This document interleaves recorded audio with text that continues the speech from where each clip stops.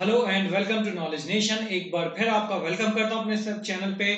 जैसे कि हमने MCQ money and banking start किया था, हमने 50 तक कर लिया था।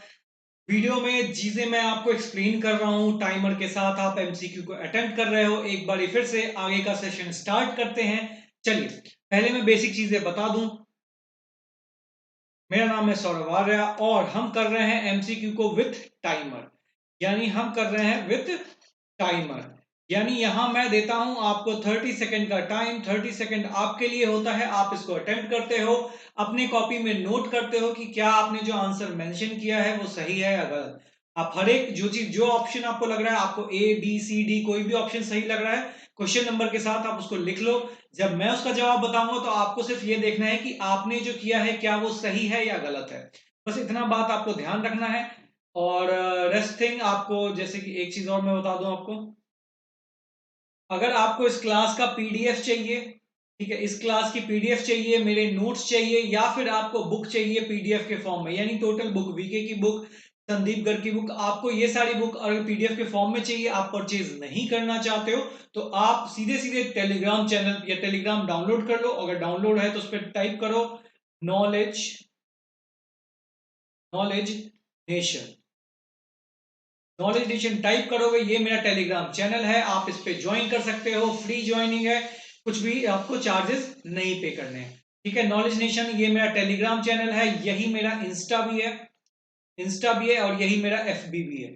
आप कहीं भी मुझसे कनेक्ट कर सकते हो। पीडीएफ नोट्स के लिए टेलीग्राम है। इंस्टाग्राम आपके बेसिक जो इकोनॉमिक के रिलेटेड जीके न्यूज आती हैं उसके लिए बना रखा है मैंने। और अगर आपको कोई दिक्कत है तो आप मुझे इंस्टा पे भी बता सकते हो। और आगे चल के जो बाकी सरप्राइजेस मैंने आपके लिए प्लान किए हैं उसके लिए भी आपको इंस्टा ज्वाइन करना जरूरी है।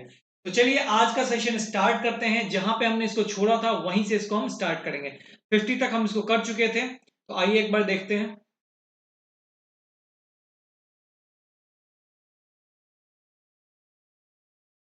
देख सकते हो कितने सारे क्वेश्चन है मेरे पास। जैसे मैंने लिखा है 100 क्वेश्चन, वैसे मेरे पास 101 क्वेश्चन तक है। ठीक है, 101 हमने कहां तक किया था, हमने किया था 51 से हमें स्टार्ट करना था। आइए शुरू करते हैं। ठीक है, चलिए ये रहा 51 नंबर क्वेश्चन और ये रहा आपके पास आपका टाइमर। शुरू हो जाइए।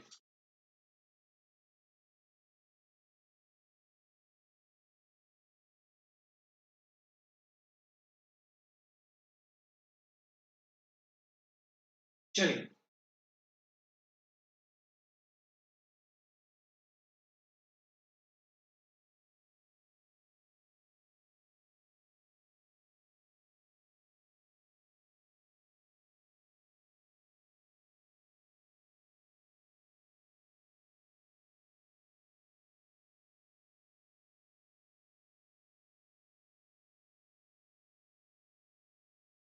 चलिए, टाइम अप हो गया। अब मैं बताता हूं आपको कैसे करना था। देखो, मैं आपको लॉजिक भी समझाता हूं, इसी के लिए मैं आपको पहले समझाऊंगा कि क्या कैसे होना है। जल्दी जल्दी हम क्वेश्चन बनाएंगे, ज्यादा टाइम नहीं लेंगे।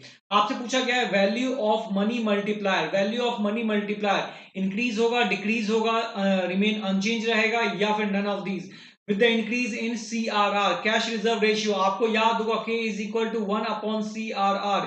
ये हमारे पास मल्टीप्लायर का फॉर्मूला होता है। ठीक है, अब मैं आपसे पूछा गया है कि अगर मैं CRR को इंक्रीज कर दिया जाए तो उससे मल्टीप्लायर पे क्या फर्क पड़ेगा। तो देख लेते हैं, एक बार मान लेते हैं 10% CRR है, फिर 20% CRR है। ठीक है, 20% CRR है, तो 10 से 20 इंक्रीज करवा रहे हैं, हमने CRR को इंक्रीज करवाया। देखते हैं क्या चेंजेस आता है मनी मल्टीप्लायर में। अगर मैं बोलता हूं K इज इक्वल टू 1/10, आपको पता है ये 10% होता है। अगर यहां से परसेंट हटेगा तो ऊपर 2 जीरो आ जाएगा। ठीक है, यानी एक से एक जीरो, यानी कि मनी मल्टीप्लायर कितना है, 10 है। चलिए एक बार 20 को भी देखते हैं क्या है। अगर K इज इक्वल टू 1/20% है, तो आपको पता है यहां से परसेंट हटेगा तो ऊपर 2 जीरो आ जाएगा, इसको काटेंगे 5 आ जाएगा। आपने देखा जैसे ही हमने रेट को, CRR को इंक्रीज किया, हमने CRR को 10 से 20 किया, आपका मल्टीप्लायर 10 से 5 हो गया, यानी डिक्रीज हो गया। आप देख पा रहे हो जैसे ही हमने CRR, credit cash reserve ratio को 10% से 20% किया, हमारा जो मल्टीप्लायर था वो 10 से 5 हो गया। ठीक है, तो यानी क्या हो रहा है, डिक्रीज हो रहा है। आपका ऑप्शन नंबर बी सही हो जाएगा और ये मैंने आपको प्रूफ भी कर दिया है। चलिए आगे क्वेश्चन पे मूव करते हैं। अच्छा ये मत करो आप, इसमें थोड़ा सा कमी है।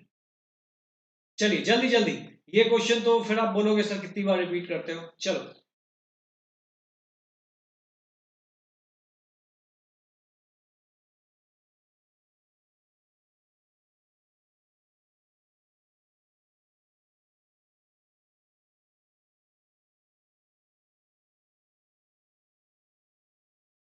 चलो हो गया, इससे ज्यादा टाइम नहीं दे रहा, ये क्वेश्चन बहुत बार रिपीट हो गया है। ठीक है, तो M1 क्या है, अलग अलग फॉर्मेट में देख रहे हो, एक तरह के क्वेश्चन बहुत सारे बन सकते हैं, एक ही क्वेश्चन के फॉर्मेट को चेंज कर करके, ऑप्शन को चेंज कर करके बहुत सारे क्वेश्चन बन सकते हैं। तो आइए देखते हैं, M1 इज इक्वल टू, हमने पहले से स्टार्टिंग से देखते आए, हमें तो रट जाना चाहिए और ये इतना इंपॉर्टेंट है ना कि डेफिनेटली आएगा ही आएगा। M1 is equal to C plus D D plus OD, यही होता है C plus D D plus OD. C मतलब होता है करेंसी विथ पब्लिक, ओडी मतलब होता है अदर डिपॉजिट विथ आरबीआई। सी हो गया, ओडी हो गया, बच क्या गया डीडी। क्या होता है डीडी, डीडी क्या होता है, पहले भी देखा है, demand deposit with commercial bank, option number B सही। चलिए आगे बढ़ते हैं।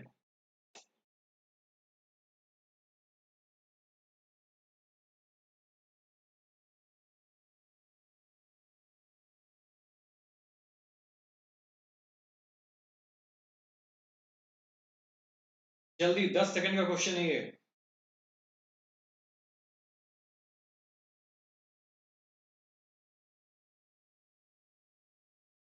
चलिए बहुत टाइम दे दिया मैंने। क्या है, अगेन वही M1 से, आप देख रहे हो M1 से रिलेटेड मैंने कम से कम इस पूरे पीडीएफ में 6 से 7 क्वेश्चन है, यानी इससे अलग अलग तरह के बहुत सारे क्वेश्चन बन सकते हैं और डेफिनेटली पूछेगा। इंपॉर्टेंट है, इसी के लिए मैं बार बार ही रिपीट कर रहा हूं और आपको ध्यान रखना है। M1 is equal to C plus D D plus OD, अभी लिखा था C plus D D plus OD.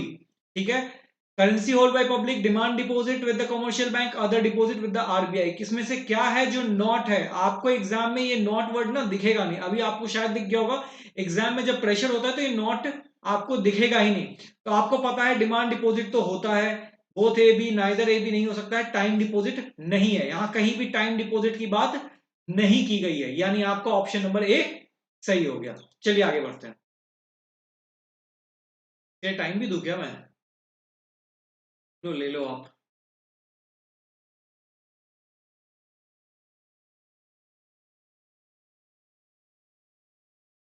देख लीजिए आप, टाइम कितना लगना चाहिए, बहुत कम टाइम लगना चाहिए इसके लिए। चलिए बहुत टाइम दे दिया, इससे ज्यादा नहीं दे सकते हैं। ठीक है बेटा, आपको भी टाइम तो इंक्रीज करना पड़ेगा, अपना टाइम स्पीड बढ़ाना पड़ेगा। ठीक है, मनी मल्टीप्लायर, तब से मैं लिख रहा हूं मनी मल्टीप्लायर के इज इक्वल टू 1/CRR। आपको क्या देखने की भी जरूरत थी बाकी ऑप्शन को, जरूरत ही नहीं थी, आप ऑप्शन ए लगाओगे आगे बढ़ोगे, ऑप्शन ए आपका राइट आंसर है। चलिए 56 नंबर।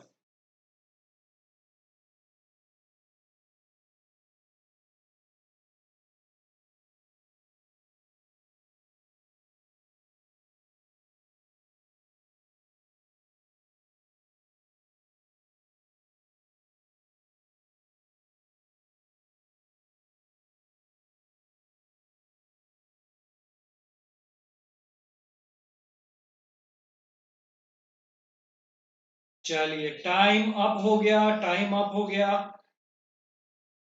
ठीक है, टाइम अप हो गया। आपसे पूछा क्या गया है, if L R R is equal to 25%, L R R का full form I think 49 number question याद होगा, लीगल रिजर्व रेशियो। 25% अगर एल आर आर है तो आपका मल्टीप्लायर कितना होगा, बहुत बेसिक सा क्वेश्चन है और आपसे डेफिनेटली ऐसा क्वेश्चन तो एग्जामिनर एक्सपेक्ट कर ही सकता है। अब देखिए मैंने बताया था एल आर आर होता क्या है, एल आर आर जनरली हम सी आर आर को और एस एल आर को दोनों को ही रिप्रेजेंट कर लेते हैं एल आर आर से, लेकिन आपके बुक में आपके 12th के सिलेबस में ज्यादातर सी आर आर को ही एल आर आर बोला जाता है, एल आर आर। ठीक है, तो हमसे बोला गया है क्रेडिट मल्टीप्लायर कितना होगा, के इज इक्वल टू 1/LRR लिख सकता हूं मैं, क्योंकि एल आर आर को ही सी आर आर कहा जाता है। ठीक है, इससे पहले ही क्वेश्चन में देखा था हमने। अब देखिए के इज इक्वल टू 1/25%, यहां से परसेंट हटेगा तो क्या हो जाएगा 1/25, ये 2 जीरो ऊपर चला जाएगा तो 2 जीरो ऊपर गया 4, ठीक है, यानी आपका मल्टीप्लायर कितना है, 4 है। ऑप्शन नंबर ए लगाइए, आगे बढ़िए। ठीक है, होपफुली आपको क्लियर होगा। देखो मैं समझाते चल रहा हूं, आपको एग्जामिनेशन में ये भी नहीं करना है। ठीक है, आपको एग्जामिनेशन में ये भी नहीं करना है, आप सीधे इस स्टेप पे आओगे और आंसर बताओगे और आगे निकलोगे। ठीक है, ये इतना सारा लिखना, ये सब चीजें आपको नहीं करना है एग्जामिनेशन।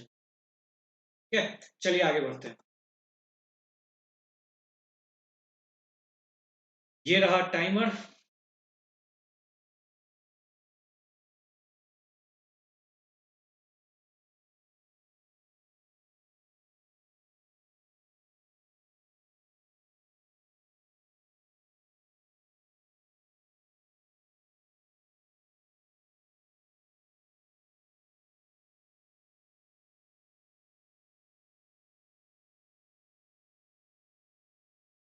चलिए चलिए, हो गया हो गया हो गया हो गया। चलिए, अब इसका क्वेश्चन तो मुझे लगता है सॉल्व करवाने की भी जरूरत नहीं है, पीछे ही करवाया है मैंने। पीछे ही मैंने क्या करवाया था, आपको 10 से 20 लेके दिखाया था।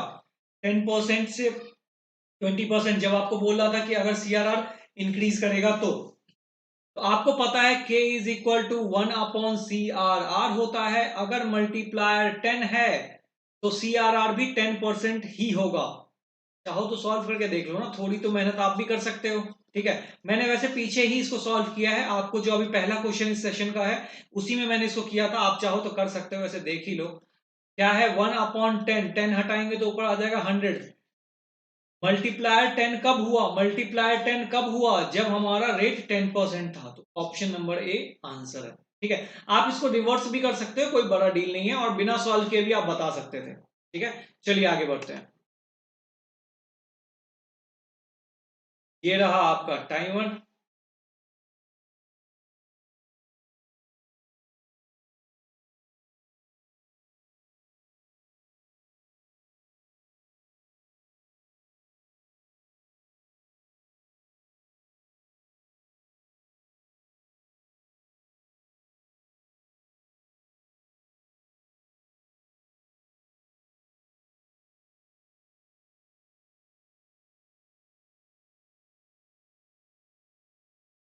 चलिए, टाइम्स अप हुआ, मैंने 30 सेकंड, मैंने बोला था ना, प्रॉमिस किया था आपसे कि जब वक्त आएगा मैं आपको 30 सेकंड भी दूंगा। ये क्वेश्चन अच्छा है, आइए देखिए क्या है। ये कहता है what will be the total amount of money, what will be the total amount of money created in the system if LRR is 20%। अगर LRR 20% है तो primary deposit, and primary deposit 1000 है, यानी बैंक के पास 1000 रुपए है तो वो 1000 से कितना गुना कर लेगा। राजू भाई कंसेप्ट, 21 दिन में पैसा डबल। ठीक है, तो वो कितना गुना बैंक कर लेगा। बैंक उनसे भी तेज है। अगर बैंक बोलता है, बैंक कैसे पैसे को मल्टीप्लाई करता है, क्रेडिट मल्टीप्लायर से। क्रेडिट मल्टीप्लायर क्या होता है, k/1/CRR, k is equal to 1/CRR। k is equal to 1/CRR कितना है, 20% है, यहां से परसेंट हटाएंगे, 2 जीरो ऊपर आ जाएगा 5। यानी ये 1000 का 5 गुना करेगा और पैसा हो कितना जाएगा, 5000। यानी ऑप्शन नंबर डी आपका सही है। लगाइए, आगे बढ़िए। नहीं तो टाइमर देने की जरूरत भी नहीं है। चलिए, Which of the following measure of money supply is considered as monetary base? M1, आपको और कोई सोचना ही नहीं है, ये सभी चीजें हटा दिया गया है, लेकिन हाँ क्वेश्चन बन सकते हैं और आपके नॉलेज में होना जरूरी है। ठीक है, तो M1 ऑप्शन नंबर ए, क्योंकि आपको ना ही M2 सिलेबस में, ना ही M3, ना ही M4, लेकिन हाँ ऑप्शन तो बन ही सकते हैं ना, ऑप्शन के लिए कुछ भी मना ही नहीं है, ऑप्शन तो वो कहीं से भी बना सकते हैं ना। तो ये रहा आपका M1। आगे बढ़ते हैं।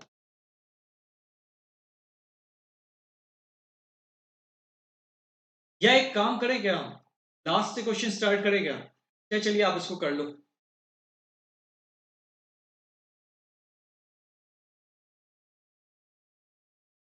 टाइमर देना रह गया। Wait wait wait.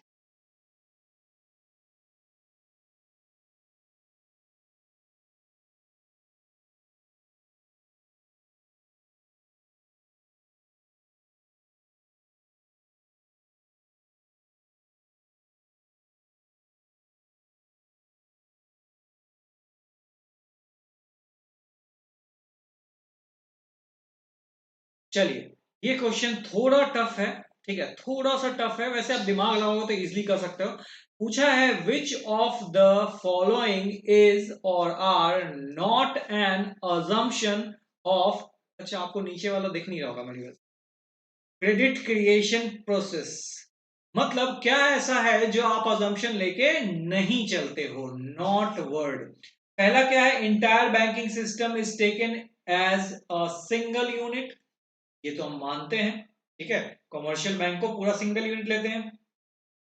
All transaction are done through bank, all transaction is done through bank, there are no saving in the economy, there is no saving in the economy.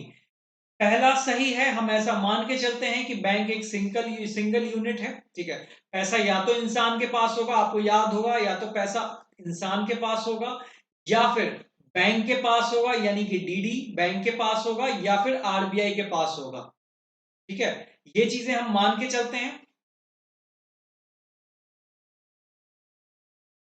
अच्छा, यहां पे पूछा गया है क्रेडिट क्रिएशन के क्या कौन कौन से अजम्पशन नहीं है, थोड़ा सा भटक गया थे, देखते हैं। Entire banking system taken into single account, ये माना जाता है। All transaction are done through bank, ये भी माना जाता है। क्या नहीं माना जाता है वो ये है, ऐसा नहीं माना जाता है कि इकोनॉमी में कोई भी सेविंग नहीं कर रहे हैं, ठीक है, नहीं मानने की बात हुई है, ये दोनों चीजें मानी जाती हैं, फर्स्ट और सेकंड। तो ऑप्शन नंबर थर्ड यानी कि बी आपका ऑप्शन बन जाएगा, ठीक है। चलिए आगे बढ़ते हैं। चलिए, ये अच्छा क्वेश्चन है, इसके लिए मैं आपको पूरा टाइम दूंगा, थोड़ा सा सोचिए, इसमें थोड़ा कंसेप्ट भी सिखाऊंगा मैं आपको।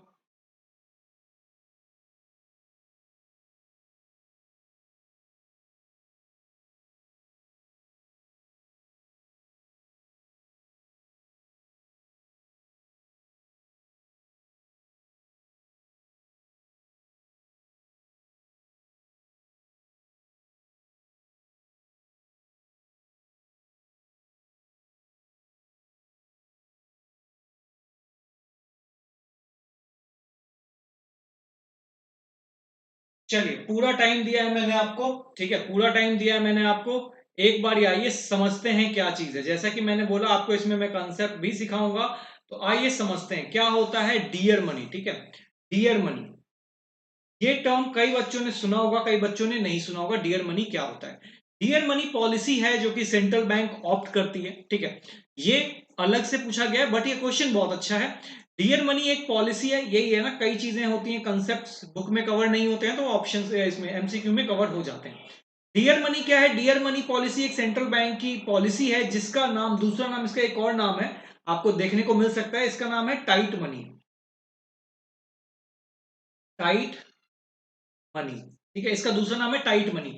बेसिकली होता क्या है ना, इसके अंदर जो हमारे आरबीआई है वो हर चीज का जो इंटरेस्ट रेट है वो इंक्रीज कर देता है, ताकि टाइट मनी मतलब क्या होता है, बहुत बहुत जोर से उसको पकड़ा हुआ है, यानी मनी इकोनॉमी में जा ही नहीं सकता है। Dear money policy, tight money, दोनों सेम नाम है, दोनों ही एक ही पॉलिसी के नेम है। दोनों में क्या होता है, मनी का सप्लाई रोकने के लिए, कम करने के लिए ये पॉलिसी अपनाया जाता है, ठीक है, मनी की सप्लाई को कम करने के लिए इकोनॉमी में इसको अपनाया जाता है, ठीक है, यानी कि मनी, जैसे इकोनॉमी में बहुत पैसा जा रहा है तो आरबीआई ने क्या किया, डियर मनी पॉलिसी लगा दिया या टाइट मनी पॉलिसी लगा दिया, तो इससे क्या हो जाएगा, हर चीज का इंटरेस्ट रेट बढ़ जाएगा। जैसे आपको पता है बैंक रेट होता है, आपको पता है रेपो रेट होता है, आरबीआई सभी चीज का रेट बढ़ा देगा तो आरबीआई से तो कमर्शियल बैंक लोन लेने आएगा ही नहीं, तो इकोनॉमी में पैसा जाएगा ही नहीं। समझ रहे हो ना, मैंने इसको चैप्टर में समझाया है। तो बेसिकली क्या है, आप देख सकते हो डियर मनी का दूसरा मनी, दूसरा नाम है टाइट मनी। आरबीआई बेसिकली क्या करना चाहता है, जो इकोनॉमी में पैसे जा रहे हैं इसको रोकना चाहता है, इसी के लिए ये पॉलिसी लगाता है। तो ऑप्शन नंबर देखते हैं, पहला क्या है, tighten the money supply in the economy, लो पहला ही बन गया हमारा, टाइट मनी से ही टाइटन। आइए, तो मैं इसको बता रहा था कि आपका ऑप्शन नंबर वन बन जाएगा, ए बन जाएगा, यानी कि क्यों, क्योंकि टाइट मनी डियर मनी दोनों ही सेम चीज है, ठीक है, टाइट मनी का ही नाम डियर मनी है, ध्यान रखिएगा, ये दोनों भी आपसे ऑप्शन में रख के पूछा जा सकता है, बेसिक सा क्वेश्चन बन सकता है कि डियर मनी का दूसरा नाम क्या है, ठीक है। चलिए आगे क्वेश्चन पे चलते हैं। चलिए, lender of the last resort, okay, timer चाहिए क्या इसके लिए?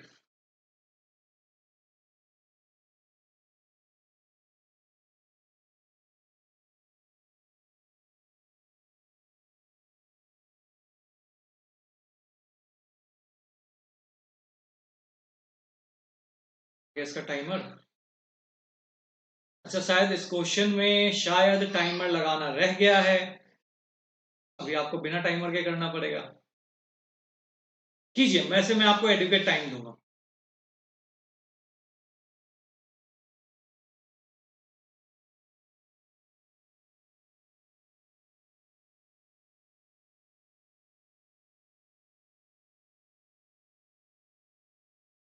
चलिए मैच द कॉलम में साथ साथ करते हैं, ठीक है, बिना टाइमर के मैं भी कितने देर बैठा रहूंगा। ठीक है, क्या है, चलिए, lender of the last resort, मुझे तो सबसे पहला यही दिखता है, कौन है lender of the last resort? Central bank.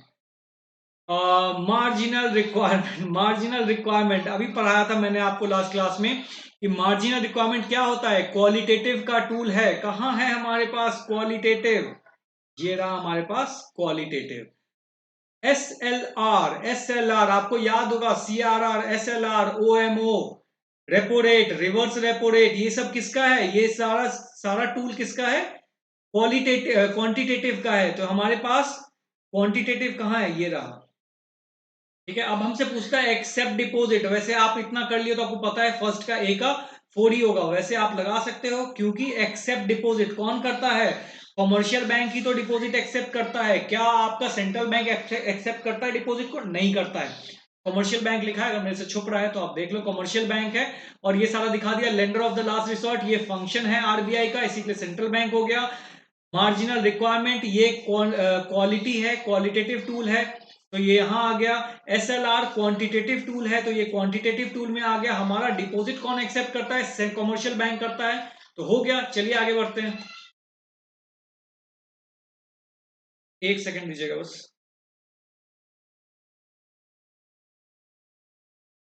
चलिए, ये रहा आपका नेक्स्ट क्वेश्चन, और ये रहा आपके पास टाइमर।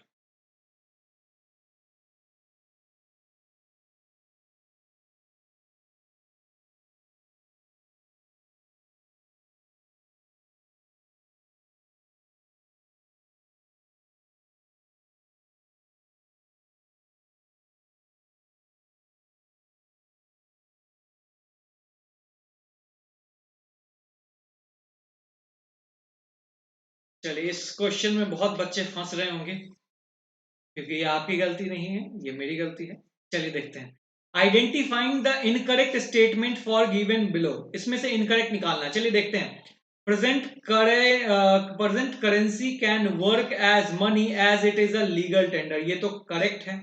ठीक है, करेक्ट है ये।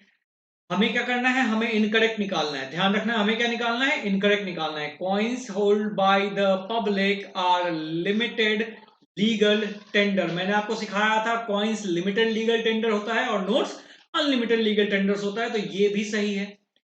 Central bank print currency in India, ये भी सही है।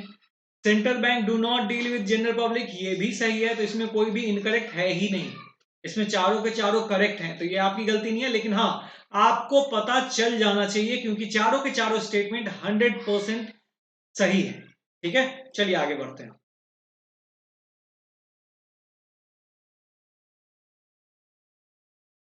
इसके लिए टाइमर थोड़ा कम मिलेगा, लेकिन मिलेगा जरूर आपको।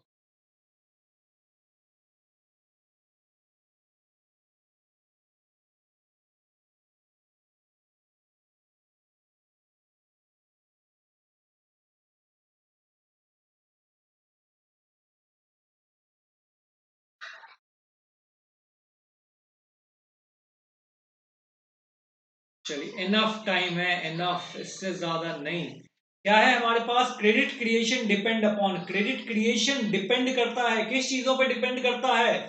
हमारे इनिशियल लेवल ऑफ आउटपुट, अभी हमने निकाला था एक क्वेश्चन, जहां आपको ध्यान होगा 2000 का हमने 5 गुना किया था, नहीं कुछ 1000 था, 1000 का हमने 1000 का 5 गुना किया था। तो क्या ये 1000 पे डिपेंड नहीं कर रहा था? बिल्कुल, इनिशियल लेवल ऑफ डिपॉजिट पे डिपेंड कर रहा था।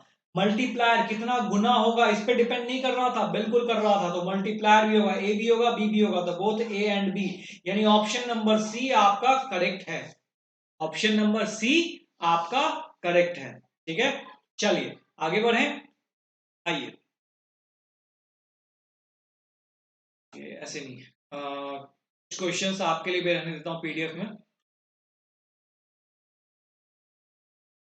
चलो फॉलोइंग रिजर्व बैंक, ये कीजिए, ये कीजिए आप, और इसका जवाब आप मिनिमम से मिनिमम टाइम में दोगे।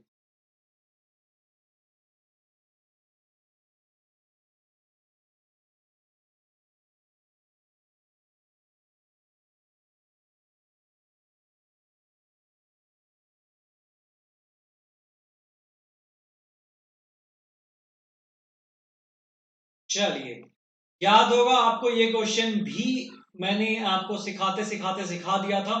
इसमें आपको समझाया था कि क्या कैसे होता है। चलिए, विच of the following system is followed by the reserve bank of India for issuing currency, currency issue करने के लिए आरबीआई कौन से सिस्टम को फॉलो करता है? बहुत सिंपल है, मिनिमम रिजर्व सिस्टम। क्या होता है मिनिमम रिजर्व सिस्टम? याद करवा दीजिए सर, बिल्कुल याद करवाते हैं। मिनिमम रिजर्व सिस्टम जिसके अंदर आरबीआई को पावर मिलता है, आरबीआई को पावर मिलता है किस चीज का? नोट इशू करने का, करेंसी इशू करने का। ठीक है, इसके लिए इसमें करना क्या होता है, आरबीआई को 200 करोड़ रखने होते हैं, जिसमें से 115 crore in the form of gold होना चाहिए मिनिमम। ठीक है, 115 crore in the form of gold होना चाहिए मिनिमम। 115 से ज्यादा भी हो सकता है, 120, 125, 200 भी गोल्ड हो सकता है, लेकिन मिनिमम 115 से अगर कम होगा तो आरबीआई नोट नहीं छाप पाएगा, यानी उसकी पावर छिन जाएगी। ठीक है, और 85 करोड़, ठीक है, 85 करोड़ ये आप फॉरेन सिक्योरिटीज के फॉर्म में आरबीआई रख सकता है, यानी आरबीआई को 200 करोड़ रखने होते हैं, तभी उसको नोट छापने की पावर मिलती है, जिसमें से 115 crore in the form of gold होना चाहिए, 85 crore in the form of foreign securities चलेगा। ठीक है, ये मिनिमम है। ठीक है, ध्यान रखिएगा, ये मिनिमम है, ये ऐड हो सकता है और। ठीक है, चलिए, होपफुली समझ गए होंगे, आगे बढ़ते हैं। चलिए, इसको कीजिए, टाइमर रहेगा, कीजिए।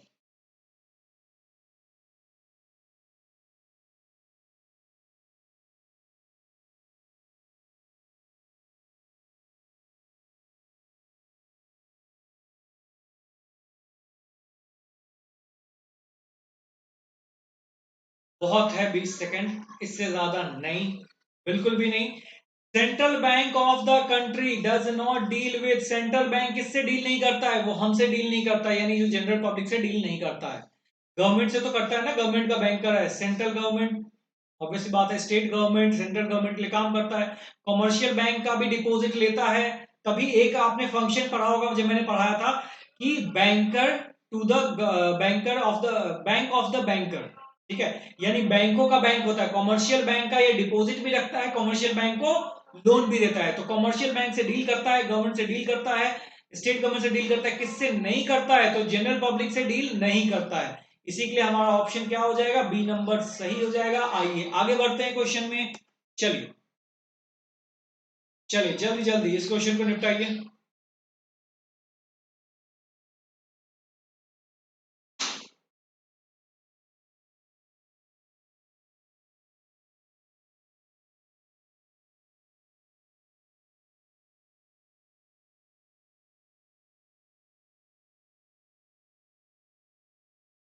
चलिए, बहुत ज्यादा टाइम दे दिया, इतना टाइम जरूरी नहीं है। अब बोलोगे सर क्या है, हर में आप यही बोलते हो, तो बेटा स्पीड बढ़ानी है ना, जहां पे जरूरत है वहां पे देता भी हूं मैं आपको 30 सेकंड। मैंने करवाया है बच्चों को, ठीक है, मैंने करवाया है क्वेश्चंस, तो आप देख सकते हो। अगर कभी ऑनलाइन क्लास होगा, मेरे जो बाकी बच्चे, जो बैच के बच्चे हैं वो आएंगे, तो आपको पता चलेगा कि 20 सेकंड एनफ होता है। मैं 20 सेकंड से ज्यादा उनको भी नहीं देता, आपको 30 सेकंड फिर भी मैं बहुत सारे क्वेश्चन में दे देता हूँ। ठीक है, हो सकता है आपसे नहीं हो पा रहा होगा, मैं डिनाई नहीं करता हूं, हो सकता है आपसे नहीं हो पा रहा होगा, लेकिन आप वीडियो पॉज करके भी कर सकते हो, बट हर क्वेश्चन में मत कीजिए, आपको अपनी स्पीड बढ़ानी है। ठीक है, India legal reserve ratio, LRR, ये सब क्वेश्चन इतना प्यारा है कि आपको बहुत अच्छे से क्वेश्चन पूछा जा सकता है, आपको आपके टर्म वन के पेपर में। इस सेट बाय LRR, सेट कौन करता है? चलो मैं सिर्फ LRR नहीं, मैं बात करता हूं, इसके अंदर CRR आ जाता है, इसके अंदर SLR आ जाता है। ये सब डिसाइड कौन करता है? क्या कमर्शियल बैंक करते हैं क्या सर? नहीं, ये सारा रेट जो है वो आरबीआई डिसाइड करता है। सीआरआर तय करना है, SLR, यही तो है हमारा क्वांटिटेटिव टूल में सीआरआर एसएलआर समझाया तो है मैंने आपको, कौन तय करता है? आरबीआई तय करता है। क्योंकि अगर कमर्शियल बैंक को तय करना हो तो वो अपने पैसे को कभी ब्लॉक करेगा क्या? उसके पास तो 1000 आएगा तो वो 1000 का 1000 लोन चढ़ाना चाहेगा। वो तो कभी नहीं चाहेगा कि 100 में रख लूं कैश के फॉर्म में, बाकी 900 लोन चढ़ा दूं। वो तो 1000 का 1000 लोन चढ़ा देगा ना। तो इसी के लिए कमर्शियल बैंक तय नहीं करता है, वरना वो लूट खाएगा कंट्री को। तो क्या करता है? आरबीआई तय करता है। और आरबीआई क्योंकि सभी बैंक के पापा जी हैं तो इनकी बात तो मानना ही पड़ता है। ठीक है, तो क्या है LRR set by commercial bank, क्या ये सही बात है? नो, यानी कि option number B, option number B आपका सही हो जाएगा। ठीक है, बी सही है। चलिए आगे बढ़ते हैं।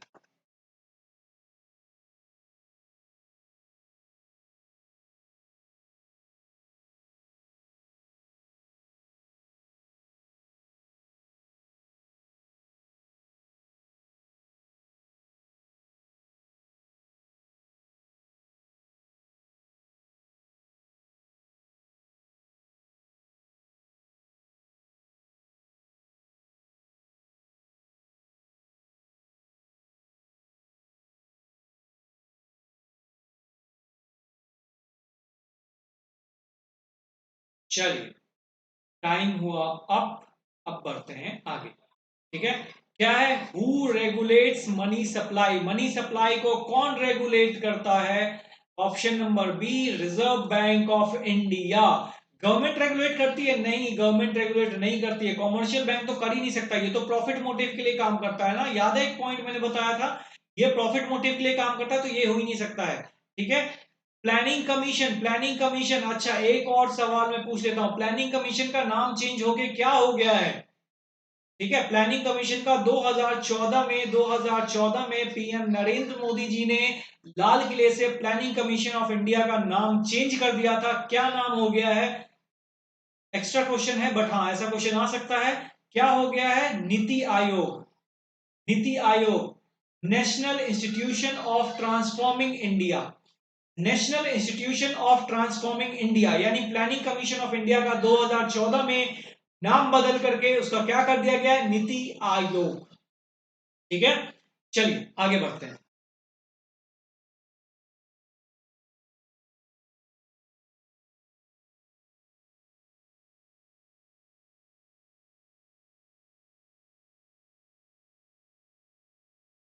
10 सेकंड पे इनफ है। चलिए, central bank print currency in the country. अब ऐसे सवाल पूछेंगे ये हमसे, हाँ ऐसे सवाल पूछेंगे। जब आपने चैप्टर का पूरा कंसेप्ट पढ़ रखा है तो ऐसे सवाल तो पूछने ही नहीं चाहिए उनको, फिर भी पूछ रहे हैं तो दे दो जवाब फिर। Central bank print currency, central bank currency print करता है क्या कंट्री में? यस, वही करता है। और कौन करेगा? ठीक है, और तो कौन ही करेगा। चलिए अगले क्वेश्चन पे चले, आइए।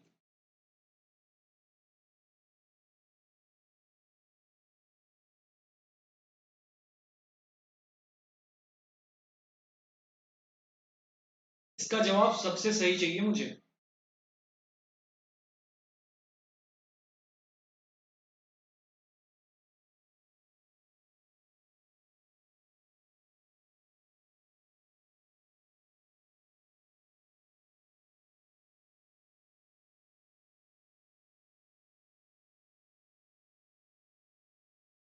चलिए, टाइम हुआ अप, अब देखते हैं।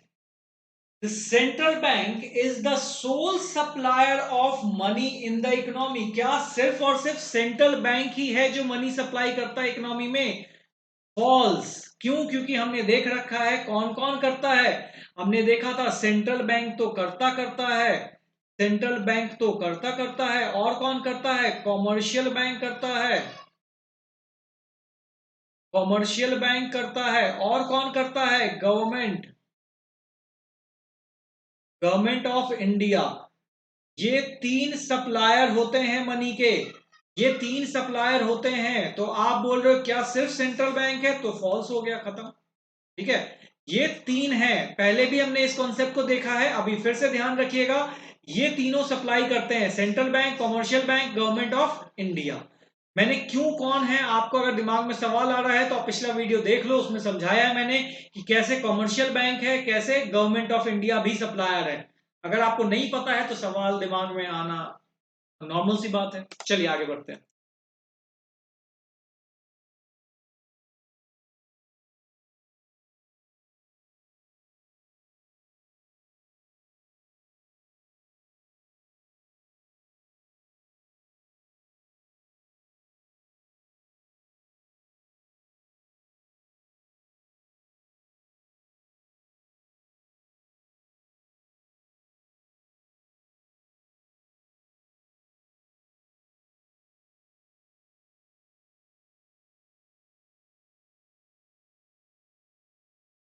चलिए टाइम्स अप हुआ, अब आगे बढ़ते हैं। Which of the following reserve is kept with the commercial bank? अच्छा, देखो मैं आपको एक लॉजिक समझा। क्या होता है ना, आरबीआई है, ठीक है, आरबीआई है, ठीक है। आरबीआई क्या करता है ना, कैसे मैं समझा, आप समझ पाओगे। देखो सीआरआर, जो भी एलआरआर रखा जाता है, मैंने आपको एलआरआर बार बार बताया है, जो भी आरबीआई एलआरआर तय करता है, जो भी आरबीआई एलआरआर तय करता है, वो दोनों उसमें क्या आते हैं, सीआरआर भी आ जाते हैं और एसएलआर भी आ जाते हैं। यानी आरबीआई गाइडलाइन देता है कॉमर्शियल बैंक को कि आपको कुछ परसेंट अपने, या तो टोटल डिपॉजिट का, सीआरआर किसका होता है, टोटल डिपॉजिट का होता है, एसएलआर किसका होता है, टोटल एसेट्स का होता है, इसका कुछ हिस्सा जो है वो आपको रखना पड़ेगा। बट क्या आरबीआई के पास जाकर रखना पड़ता है क्या? ये और ये रखना आरबीआई, देखो रखा, जैसे मैं कैसे समझाऊं आपको, जैसे ये आरबीआई है, ठीक है, ये सीआरआर है, ठीक है, सीआरआर रखा आरबीआई के साथ ही जाता है, आरबीआई के साथ ही रखा जाता है, लेकिन होता किसके पास है, बैंक के पास है।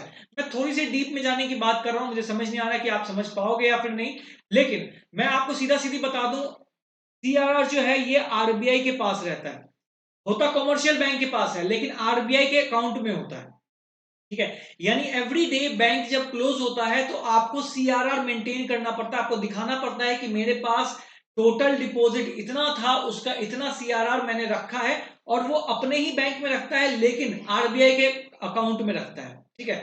लेकिन एसएलआर क्या होता है, एसएलआर जो होता है वो सिर्फ और सिर्फ कॉमर्शियल बैंक के पास ही होता है, उसको किसी और के पास रखने की जरूरत नहीं थी, बस दिखाना पड़ता है कि हाँ आपने 21% जो भी है, जितना भी एसएलआर होगा 21% था, तो एसएलआर इतना परसेंट टोटल एसेट्स जो है आपने रखा है, ठीक है। आप सारा सेल ऑफ नहीं कर सकते हो। तो सिंपली ये थोड़ा सा क्वेश्चन टिपिकल है, लेकिन आपका आंसर बन जाएगा बी, एस एल आर, ठीक है, एस एल आर, ठीक है, बी नंबर। सीआरआर किसके साथ रखना होता है, रिजर्व बैंक के साथ रखना होता है, एसएलआर जो है वो कमर्शियल बैंक के साथ आता है, इतना ध्यान रखिएगा। ये आरबीआई के पास होता है, ये किसके पास होता है, ये हो जाता है हमारे पास कॉमर्शियल बैंक के पास, ठीक है। चलिए आगे बढ़ते हैं।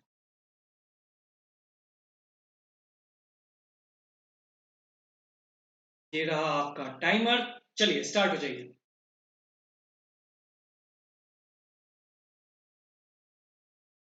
टाइम भी चाहिए क्या इसके लिए वैसे?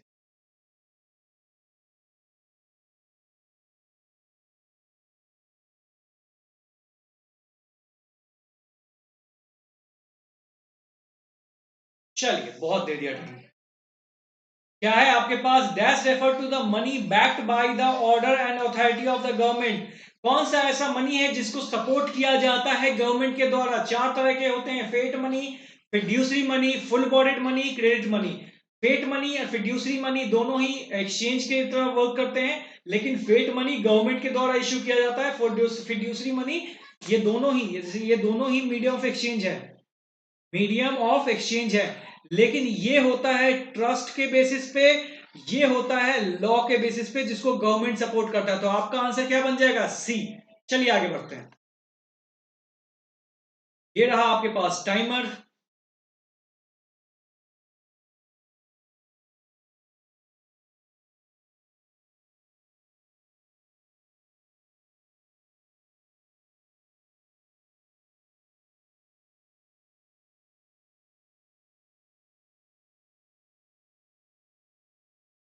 चलिए बहुत टाइम हो गया, आ जाइए देखते हैं, ठीक है। क्या है, what is mean by cash reserve ratio? अभी मैंने आपको बताया सीआरआर किसका रखा जाता है, टोटल डिपॉजिट का, fraction of total deposit kept with RBI, option number A. क्या टाइम डिपॉजिट का होता है क्या, टाइम डिपॉजिट क्या होता है, टर्म डिपॉजिट ना, जिसको हम एफडी बोलते हैं, जो किसी पर्टिकुलर टाइम के लिए रखा जाता है। दो तरह का डिपॉजिट पढ़ा था मैंने, time deposit and demand deposit. ना ही डिमांड होता है ना ही टाइम होता है, तो ऑप्शन बी ऑप्शन सी नहीं गया, नन ऑफ दिस तो हो ही नहीं सकता है। Option number A, total deposit का कुछ हिस्सा, यानी बैंक में 1,000 रुपए है, उसका 10% तो 100 रुपए बैंक को रखना पड़ेगा, यानी टोटल डिपॉजिट का कुछ हिस्सा, ठीक है। तो ये हमारा ऑप्शन नंबर ए सही हो जाएगा। आइए आगे बढ़ते हैं। चलिए।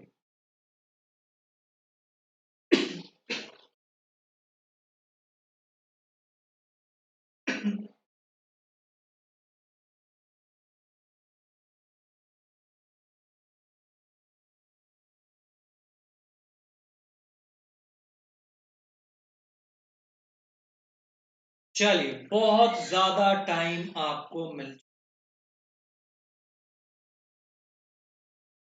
Credit card. क्रेडिट कार्ड याद है किस पे बेसिस पे चलता है? ट्रस्ट के बेसिस पे चलता है, याद है ये? अगर क्रेडिट कार्ड आपसे ऑप्शन में ऐसे पूछा जाता क्रेडिट कार्ड किसका एग्जांपल है, तो अच्छा ये मीडियम ऑफ एक्सचेंज तो नहीं होगा, चलो ठीक है।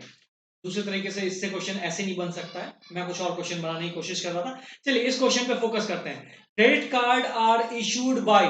क्रेडिट कार्ड किसके द्वारा इशू किया जाता है? आपके पास क्रेडिट कार्ड होगा, आपके पापा के पास क्रेडिट कार्ड होगा, जाके पूछिए किससे लेके आए? सेंट्रल बैंक से लेके आए क्या?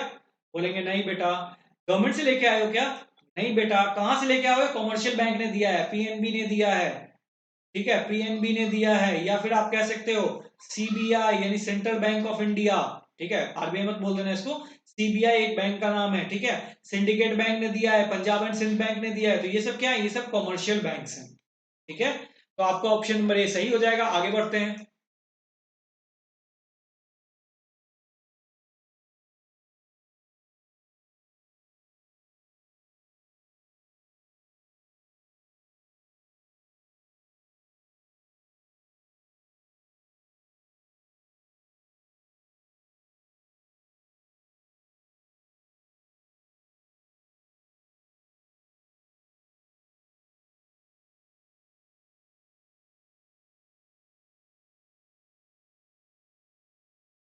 चलो, बहुत बेसिक सा क्वेश्चन है ये। Non chequeable deposit are those. बिना चेक वाला डिपॉजिट क्या होता है? Against which no money can be withdraw, against which money can be withdraw but cheque they have a fix maturity. देखो, नॉन चेकेबल डिपॉजिट होता क्या है? जिसके बेसिस पे आप चेक ड्रॉ नहीं कर सकते उसको बोलते हैं नॉन चेकेबल डिपॉजिट। यानी ऐसा सोचो, आपके बैंक में पैसे हैं लेकिन आप उसके बेसिस पे चेक ड्रॉ नहीं कर सकते, ठीक है? तो कौन सा हो जाएगा? जिसका की मेच्योरिटी होता है, यानी एफडी। अगर आपने बैंक में एफडी खुलवाया है, आप जाके ना पापा से पूछना, अगर आप बैंक में एफडी खुलवाओगे तो ना आपको क्रेडिट कार्ड मिलता है, ना ही आपको डेबिट कार्ड मिलता है, ना ही आपको चेक बुक मिलता है, कुछ नहीं मिलता है। क्यों? क्योंकि इसको तो एक टाइम के बाद मिलना है ना पैसा। अगर आपने पहले से चेक ड्रॉ कर दिया, फिर आप क्रेडिट कार्ड ले जाके बैंक में डाल दोगे तो एफडी तो टूट जाएगा ना आपका। तो जो फिक्स मेच्योरिटी, जो 10 साल के लिए पैसे ब्लॉक हो गए, उसके लिए ना आपको कार्ड मिलता है, ना ही चेकबुक मिलता है, कुछ भी नहीं मिलता है। तो नॉन चेकेबल डिपॉजिट क्या होता है? जो हमारे fix maturity period of time के लिए होता है, यानी ऑप्शन नंबर सी आपका सही है। आगे बढ़ते हैं। चलिए।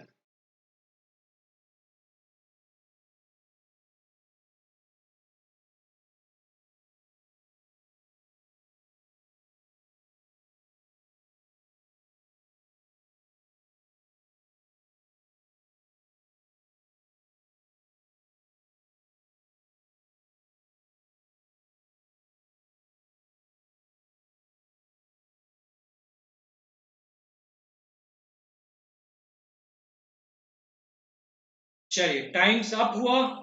अब देखते हैं, which of the following is or are the important component of credit creation. Credit creation का इंपॉर्टेंट कंपोनेंट क्या है? के। याद है क्या क्या होता है?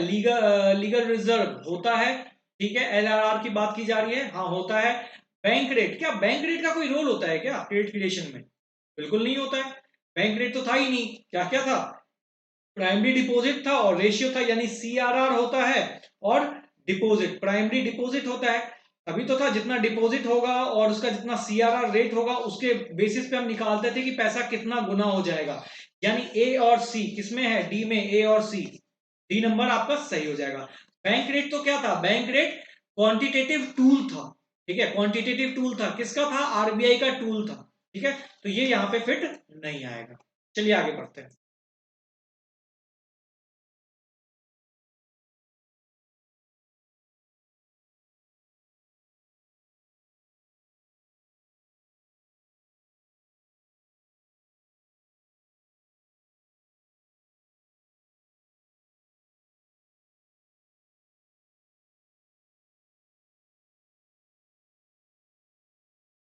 जल्दी जल्दी, टाइम्स अप।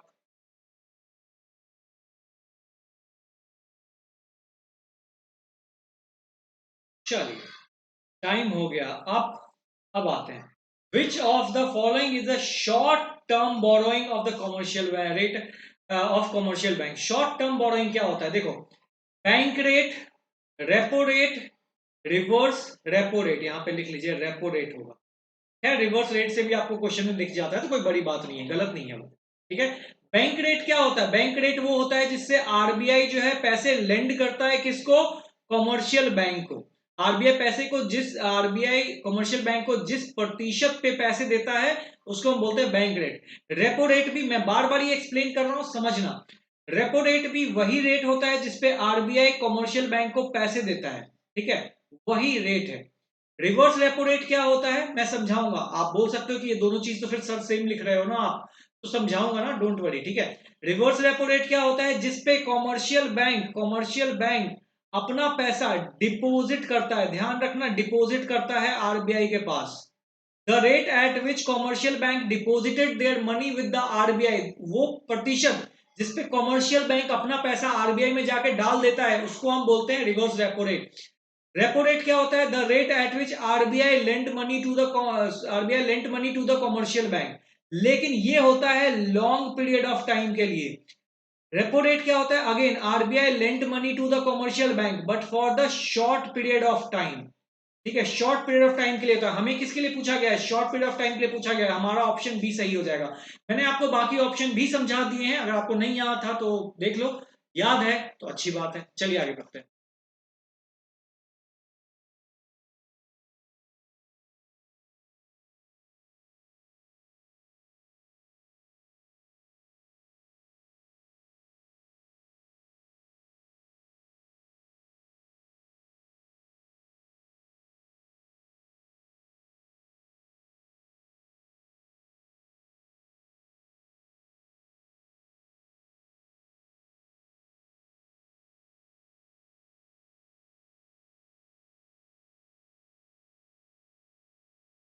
चलिए आ जाइए, देखते हैं क्या है ये क्वेश्चन।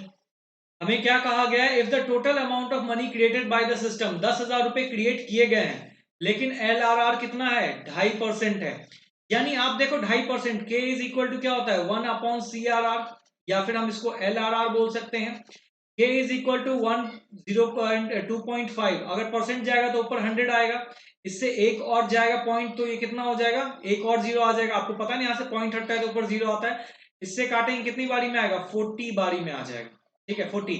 यानी कोई भी पैसा अगर मानते हैं ये था तो इसको 40 गुना किया गया है, इंटू 40 किया गया है। ठीक है, बोलता है कुछ भी पैसा था, कुछ भी पैसा था मान लीजिए। ठीक है, कुछ भी पैसा था उसका 40 गुना करके इसको बना दिया गया है 10,000। 10,000 बना दिया गया है। तो क्या आप ये निकाल सकते हो? आपसे ये पूछा गया है। बोला है कुछ पैसे इन्वेस्ट किए गए हैं, उसके बाद वो 10,000 हो गया है। मनी क्रिएटेड, क्रिएट करके कितना कर दिया गया है? 10,000 कर दिया गया है। बहुत अच्छा क्वेश्चन है। और आपका क्या है? LRR कितना है? 2.5% है। 2.5% है, यानी पैसे को 40 गुना किया गया है, हमें पता है। के इज इक्वल टू 1/CRR करके निकाल दिया हमने। ठीक है, एक बार और समझा दे रहा हूं, समझ लेना है। हमने क्या किया? 1/2.5 है। यहां पे परसेंट होता है, यहां से परसेंट हटाऊंगा अगर मैं तो यहां पे 100 आ जाएगा। यहां से पॉइंट हटाऊंगा तो यहां जीरो आ जाएगा। 25 से अगर मैं इसको काटूंगा तो 100 जाता है 4 बारी में, और एक जीरो 40 बारी में आ गया। यानी पैसा कितना गुना हो रहा है? 40 गुना पैसा हो रहा है। होने के बाद कितना हो जा रहा है? 10। यहां पे कुछ था जिसको इंटू करने, यहां एक एक्स था, एक्स को इंटू करके कितना आ रहा है? एक्स को इंटू करके 40 से 10,000 आ रहा है, यही कह रहा है ना कि कुछ पैसा था उसका 40 गुना हो गया, यानी 10,000 हो गया। अगर मुझे x का वैल्यू निकालना है तो कितना हो जाएगा? 10,000/40। अगर आप काटोगे तो कितना आ जाएगा? ये जीरो से जीरो गया, 4 से काटोगे इसको 2.5। गलती हो गया यहाँ पे। चलो देखते हैं, 250। यहाँ पे 250 आना चाहिए। यहाँ पे एक जीरो एक्स्ट्रा है, इसको हटा दीजिए। ठीक है, इन सब में एक जीरो एक्स्ट्रा है, यानी आपका ऑप्शन नंबर सी आ गया। ठीक है, यानी यहाँ पे 250 रुपए था, 250 रुपए का 40 गुना हुआ और वो पैसा 10,000 हो गया। ठीक है, तो ऐसे आपको ये क्वेश्चन क्वेश्चन बहुत अच्छा था। थोड़ा सा ऑप्शन में मिस्टेक हो गया होगा, लेकिन ये क्वेश्चन ऐसे सॉल्व होगा। क्या आपको ये बात समझ में आ रही है?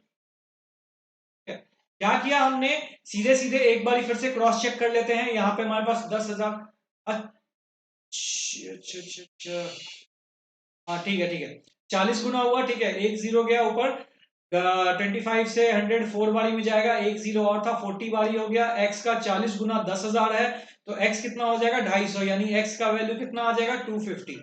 ठीक है, ऑप्शन नंबर सी, जीरो यहां से हटा दीजिए। ठीक है, चलिए आगे बढ़ते हैं।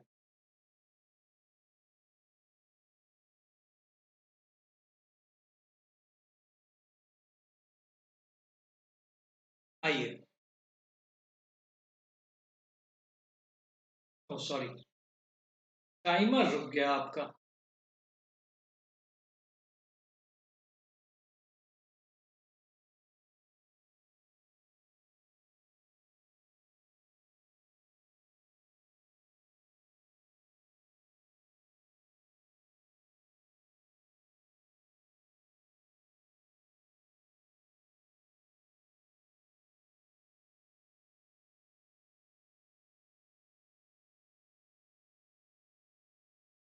चलिए आ जाइए, क्या है हमारे पास, बोलता है the rate at which commercial bank park their excess reserve is known as.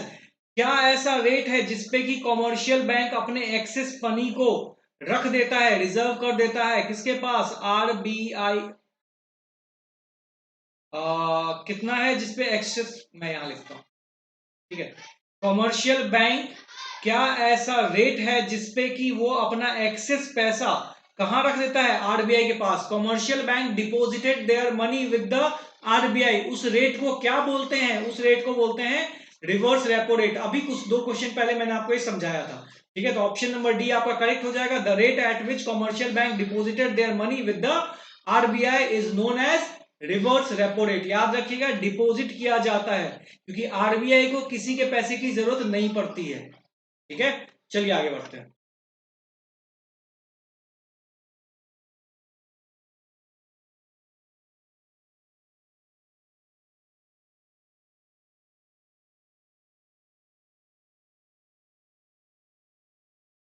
चलिए, 10 सेकंड काफी है।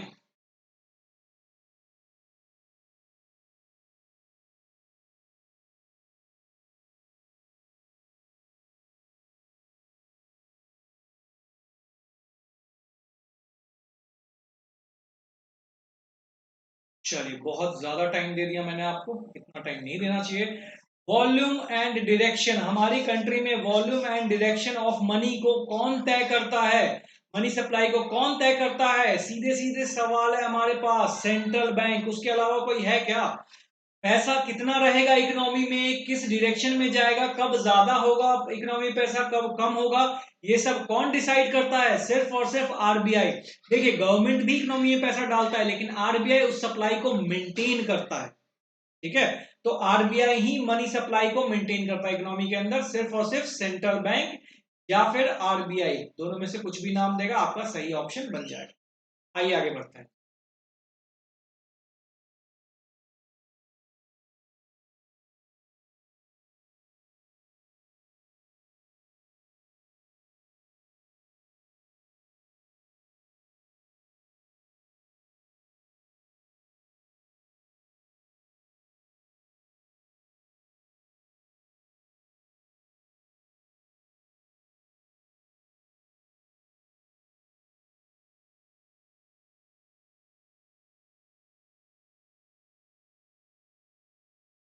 चलिए, अब आपके पास क्वेश्चन क्या है, in the context of commercial bank which one of the following statement is correct. Commercial bank के लिए कौन सा स्टेटमेंट है जो सही है। नोट इशूइंग अथॉरिटी, क्या कॉमर्शियल बैंक के पास नोट इशूइंग अथॉरिटी होता है, नोट छाप सकता है कॉमर्शियल बैंक। पीएनबी छापता है क्या पैसा, नहीं छापता है ना, कोई भी कॉमर्शियल बैंक पैसे नहीं छाप सकता है। तो ऑप्शन नंबर वन तो गया। Creates credit on the basis of cash reserve, अच्छा ठीक है, ये तो करता है। देखिए, कैश रिजर्व जो हम उसके पास बैंक में पैसे डाल के आते हैं, जो भी पैसे हम डाल के आते हैं, उससे वो क्या करता है, क्रेडिट क्रिएशन करता है। हाँ बिल्कुल करता है सर। अगर मैं अभी जाके बैंक में 100 करोड़ डाल दूंगा, तो वो क्या मेरे पैसे रखे रहेगा कि जब 100 आएंगे तो पैसे दे दूंगा उनको। नहीं, वो क्या करेगा, फटाक से मेरे से पैसे लेगा, आगे जाके एक पार्टी ढूंढेगा, उसको लोन दे देगा। ठीक है, एक अलग क्लाइंट ढूंढेगा, उसको लोन दे देगा, यानी वो मेरे पैसे से पैसा बनाएगा, ठीक है, वो बैठा नहीं रहेगा मेरा पैसा लेकर के। तो ये तो होता है, चलो ठीक है। Accept deposit of the general public, क्या जनरल पब्लिक का एक्सेप्ट करता है डिपॉजिट? हाँ सर बिल्कुल करता है, हम जाके पैसे डाल सकते हैं कमर्शियल बैंक में। तो आपका ऑप्शन क्या हो जाएगा, बी और सी बोथ करेक्ट, ठीक है। चलिए आगे बढ़ते हैं।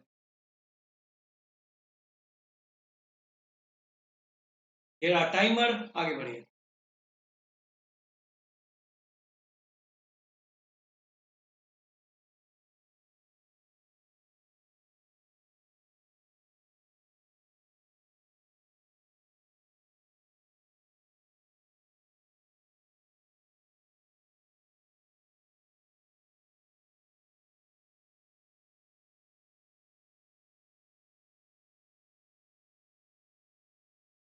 चलिए ठीक है।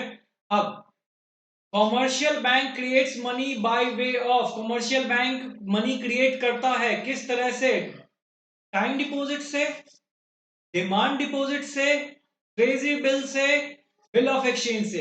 ये दोनों तो पॉइंट होना ही चाहिए, आपका ऑप्शन 50-50 हो गया।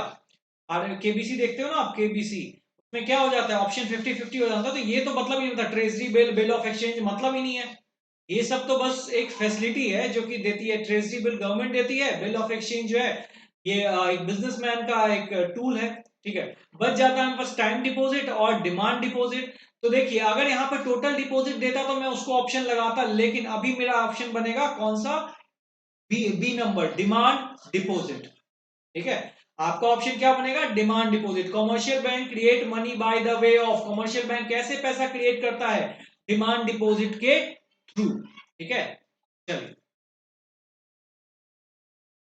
डिमांड डिपॉजिट पता है ना आप लोगों को क्या होता है, जो हम जो पैसे डालते हैं सेविंग अकाउंट में, करंट अकाउंट में, यही होता है डिमांड डिपॉजिट, भूलना नहीं है आप, ठीक है। चलिए 85 नंबर क्वेश्चन आ गया हमारे पास, आगे बढ़ते हैं।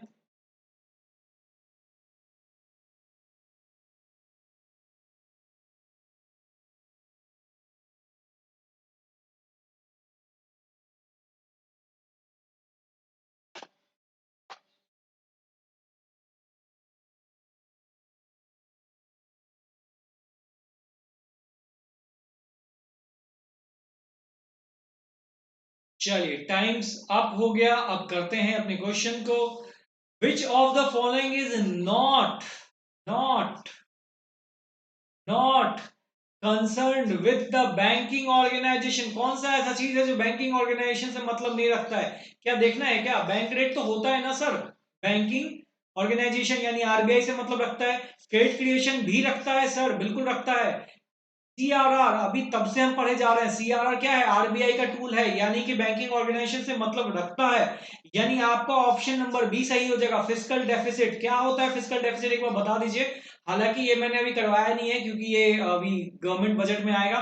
फिस्कल डेफिसिट ये होता है जब गवर्नमेंट की एक्सपेंडिचर ज्यादा हो जाती है बट रिसिप्ट जो है वो कम हो जाता है, यानी सरकार खर्चा ज्यादा कर देती है, खर्चा 100 कर देती है और रिसिप्ट सिर्फ और सिर्फ 70 का होता है। तो ये जो 30 का फर्क होता है ना, इसी को हम बोलते हैं फिस्कल डेफिसिट, लेकिन इसका बैंकिंग ऑर्गेनाइजेशन से कोई मतलब नहीं है। यानी आपका ऑप्शन नंबर बी करेक्ट हो जाएगा, ठीक है। चलिए आगे बढ़ते हैं।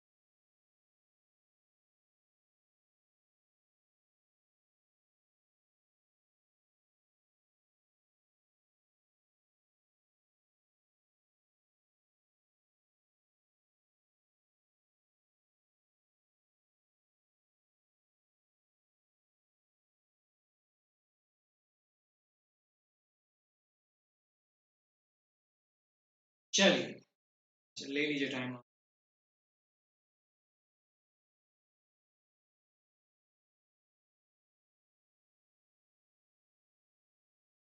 चलिए क्या है, credit cards issued by the bank, credit card किसके द्वारा इशू किया था, सबसे पहला क्वेश्चन कॉमर्शियल बैंक के द्वारा किया जाता है, ठीक है। किस लिए किया जाता है देखते हैं, इनकरेजिंग कंज्यूमर स्पेंडिंग, हाँ बिल्कुल हो सकता है। अच्छा ऑप्शन ऊपर नीचे है क्या, चलिए आइए देखते हैं, कोई फर्क नहीं पड़ता है।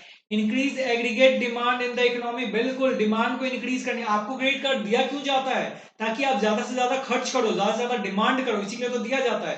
तो आपका ए भी सही है, बी भी सही है, तो यानी सी ऑप्शन बनेगा, ए एंड बी, यानी ऑप्शन नंबर सी सही है। देखो आपको तो पता चल गया था ना, आप अपनी कॉपी में उसी हिसाब से लिखना, ठीक है। चलिए आगे बढ़ते हैं। ये रहा 87 नंबर क्वेश्चन, और ये रहा आपके पास टाइमर।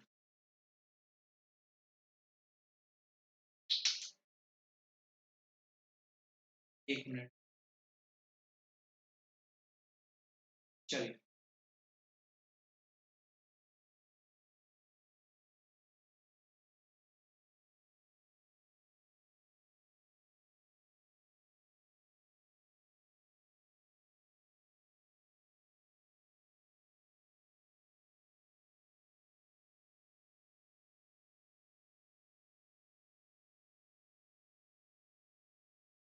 चलिए टाइम्स अप हुआ।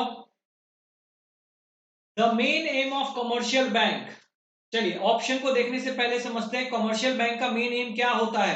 कमर्शियल बैंक मैंने बताया था, कॉमर्स वर्ड किससे आता है, बिजनेस से आता है। कॉमर्स वर्ड, हम सब कॉमर्स के स्टूडेंट हैं, यानी बिजनेस पढ़ रहे हैं हम लोग। कॉमर्स मतलब क्या होता है, टू अर्न प्रॉफिट, प्रॉफिट के लिए जब बैंक काम करता है उसको बोलते हैं कॉमर्शियल बैंक। जबकि आरबीआई किस लिए काम करता है, ये मैंने आपको चैप्टर में 4 बारी 5 बारी बताया, आरबीआई वेलफेयर के लिए काम करता है, ठीक है। आरबीआई प्रॉफिट के लिए काम नहीं करता है। कॉमर्शियल बैंक किसके लिए काम करता है, प्रॉफिट के लिए। देखते हैं, सोशल वेलफेयर के लिए करता है, नहीं, कॉमर्शियल बैंक सोशल वेलफेयर नहीं होगा। Option number C, to provide service to the people, नहीं। To earn money, to earn profit, option number B, आपका बी नंबर सही हो गया, ठीक है। बी नंबर आपका सही है। आइए आगे बढ़ते हैं।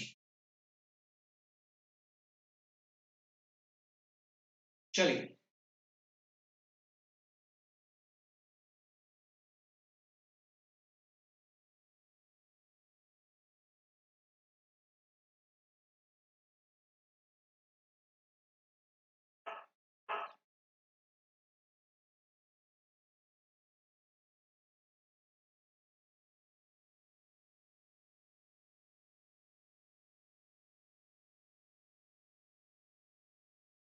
चलो अच्छा, टाइम्स अप। ध्यान ही नहीं है टाइम पे, ज्यादा टाइम दे दिया आपको मैंने। Maximum credit that the commercial bank can legally create depend on which, commercial bank का ज्यादा से ज्यादा क्रेडिट बनाने का सपना, क्रेडिट बनाना किस चीज पे डिपेंड करता है, किस चीज पे डिपेंड करता है, cash reserve by the RBI.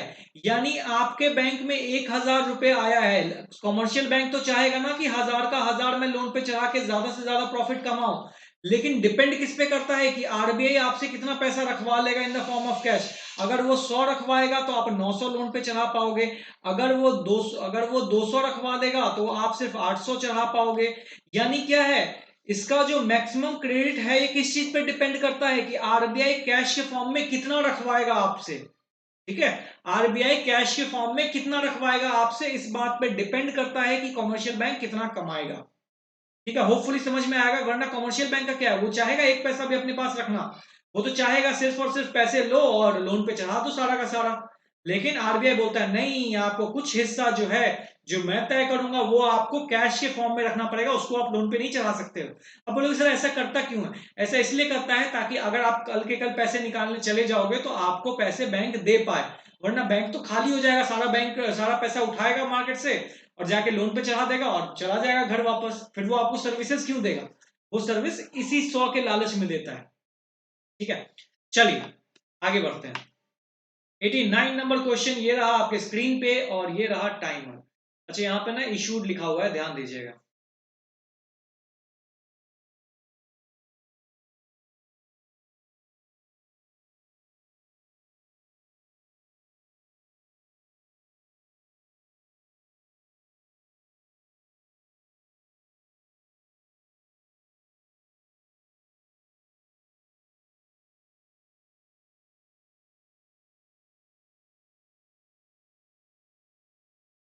चलिए टाइम्स अप हो गया, आइए देखते हैं क्या है क्वेश्चन में। टर्म डिपॉजिट आर दोज, अभी मैंने बताया था टर्म डिपॉजिट क्या होता है, against which no cheque can be issued, against which no interest is paid. ये तो हो ही नहीं सकता, इंटरेस्ट नहीं दोगे तो हम क्यों लाएंगे पास, एफडी अगर हम करवा रहे हैं और इंटरेस्ट ना दे तो हम एफडी करवाएंगे क्या, घर पे पैसे खराब रखे हुए हैं क्या हमारे पास। Which are the part of M1 supply, नहीं नहीं नहीं नहीं, टर्म डिपॉजिट जैसा कोई बात ही नहीं किया, तो आप तो डिमांड डिपॉजिट की बात की गई थी। चलो, मतलब क्या है, अभी हमने देखा था नॉन चेकेबल डिपॉजिट, याद है नॉन चेकेबल डिपॉजिट, वहां भी हमने क्या लगाया था, टर्म डिपॉजिट, जो एक पर्टिकुलर टाइम के लिए रखा जाता है। टर्म डिपॉजिट क्या होता है, जैसे कि FD, जो एक पर्टिकुलर टाइम के लिए रखा जाता है पैसा, उसी को हम टर्म डिपॉजिट बोलते हैं, जिसके अगेंस्ट आपको ना ही चेकबुक दिया जाता है, ना ही आपको क्रेडिट कार्ड दिया जाता है, ना ही आपको डेबिट कार्ड, कुछ नहीं दिया जाता है। क्यों? क्योंकि ये एक पर्टिकुलर टाइम के बाद ही निकल सकता है। अगर आपने उससे पहले उस अकाउंट से चेक ड्रॉ कर दिया तो FD तो टूट जाएगा ना। ठीक है, तो इसी के लिए नहीं मिल सकता है आपको। चलिए 90 नंबर क्वेश्चन पे आते हैं। एक सेकंड का टाइम दीजिएगा मुझे। चलिए आ जाइए।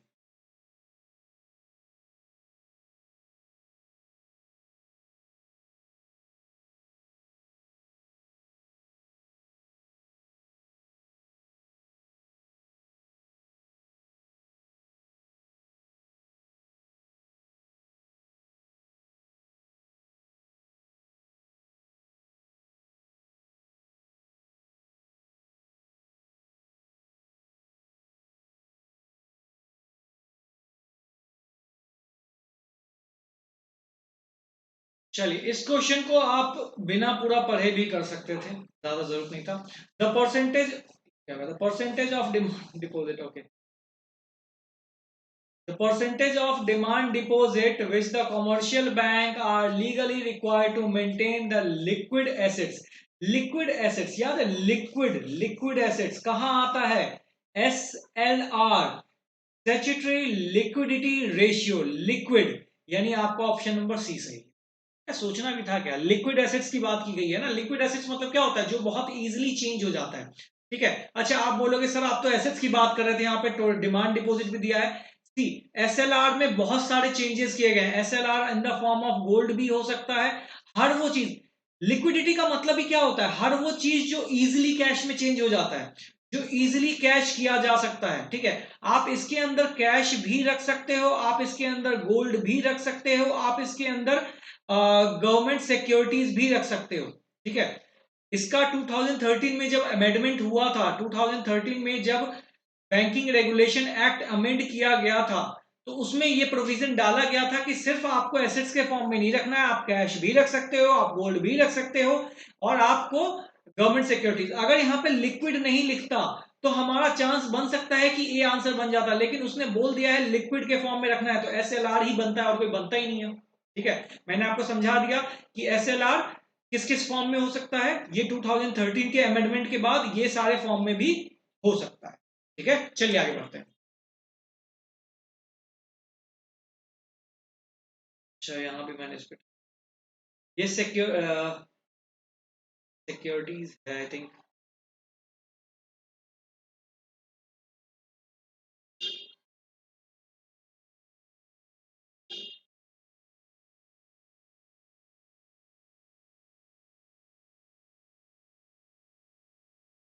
अच्छा, ये तो अभी जस्ट वही क्वेश्चन हो गया ना जो मैंने आपको बताया, चलो इतना टाइम लगेगा फिर, हाँ, बिल्कुल नहीं लगना चाहिए। SLR required by the commercial bank to build their liquid assets, ध्यान रखना, by the which, किसके फॉर्म में हो सकता है, कैश के फॉर्म में, अभी बताया ना, कैश के फॉर्म में हो सकता है, गोल्ड के फॉर्म में हो सकता है, रिजर्व ऑफ अनक्यूमेंट सिक्योरिटीज, यानी इसका मतलब होता है जो गवर्नमेंट सिक्योरिटीज होती हैं। ठीक है, सिक्योर सिक्योरिटीज जो बोलते हैं, सिक्योर सिक्योरिटीज, यानी हाँ, कैश भी हो सकता है, गोल्ड भी हो सकता है। ये पॉइंट ना, ये क्वेश्चन आप ध्यान रख लो, बिल्कुल दिमाग में लिखना है, लिख लो कि SLR 3 फॉर्म में रखा जा सकता है, कैश, गोल्ड, गवर्नमेंट सिक्योरिटीज, जहां पे सिक्योरिटीज वर्ड लिखा हो। ठीक है, इन तीनों फॉर्म में SLR को रखा जा सकता है, यानी ऑप्शन नंबर डी सही हो जाएगा। बिल्कुल, चलिए आगे बढ़ते हैं। आइए।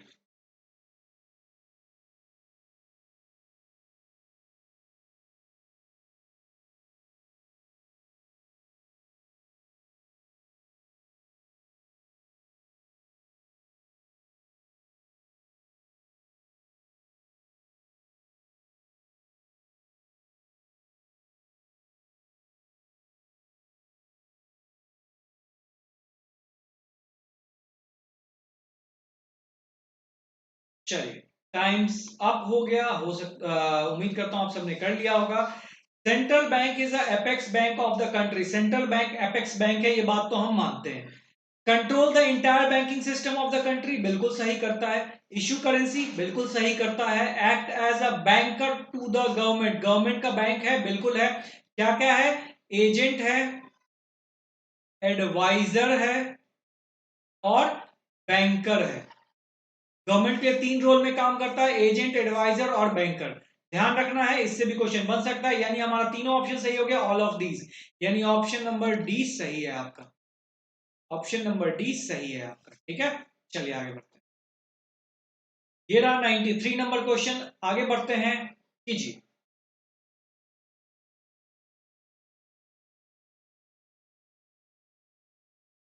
टाइम दूं क्या मैं नहीं दे रहा, बहुत टाइम हो गया इसके लिए, तो इतना भी नहीं देना चाहिए था, पाप हो जाएगा। In India the central bank है, सेंट्रल बैंक कौन है? आरबीआई। क्या सोचना है? फेडरल बैंक भाई हमारे इंडिया का तो नहीं है, फेडरल रिजर्व बैंक कहां यूएस की बात कर रहे हो आप सर, हमारे इंडिया में रिजर्व बैंक ऑफ इंडिया है, बात खत्म, ऑप्शन नंबर सी करेक्ट है। चलिए, ये रहा 94 नंबर क्वेश्चन, आइए ये रहा आपका टाइमर।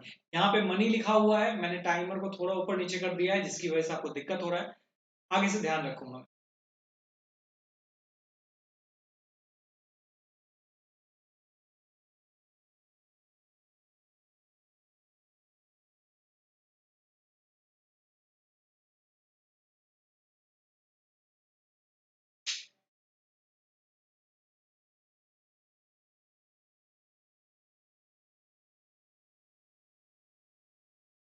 चलिए, टाइम्स अप हो गया, इतना दिमाग नहीं लगाना था इसमें आपको। क्या हो जाएगा हमारे पास? Credit control means, credit control मतलब क्या होता है? ठीक है, कॉन्ट्रैक्शन ऑफ क्रेडिट्स ओनली, क्या सिर्फ और सिर्फ पैसा कम करना होता है इकोनॉमी से? ठीक है, नहीं सर, सिर्फ कम करना नहीं होता है ना, कंट्रोल करना मतलब सिर्फ कम करना नहीं होता है। अच्छा, बढ़ाना होता है क्या? सिर्फ और सिर्फ बढ़ाना होता है क्रेडिट? नहीं सर, सिर्फ बढ़ाना और सिर्फ घटाना तो हो ही नहीं सकता ना, दोनों चीजें होती है। तो extension and contraction of money supplies, option number C correct है। यानी क्रेडिट क्रेडिट कंट्रोल का मतलब क्या होता है? इकोनॉमी में पैसा डालना भी और इकोनॉमी से पैसा निकाल भी लेना, दोनों का मतलब होता है। तो ये क्या होता है? Extension and contraction of money supply. चलिए आगे बढ़ते हैं। ये रहा 95 नंबर और ये रहा आपके पास टाइमर।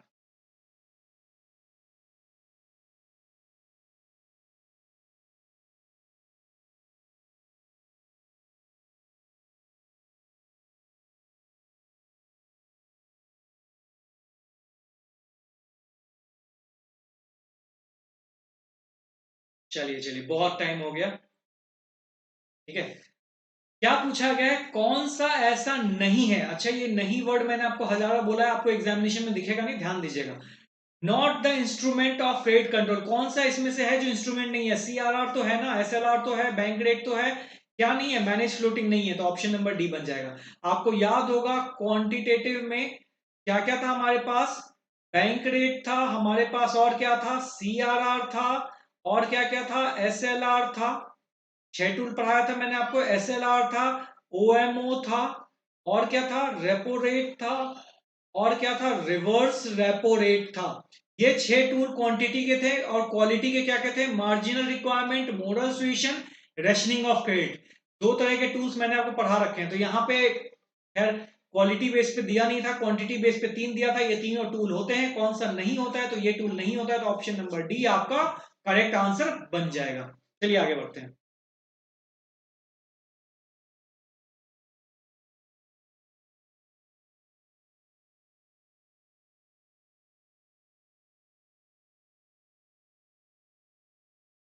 टाइम दूं क्या इसके लिए? अभी अभी बताया था मैंने, खैर ले लो आप थोड़ा टाइम तो।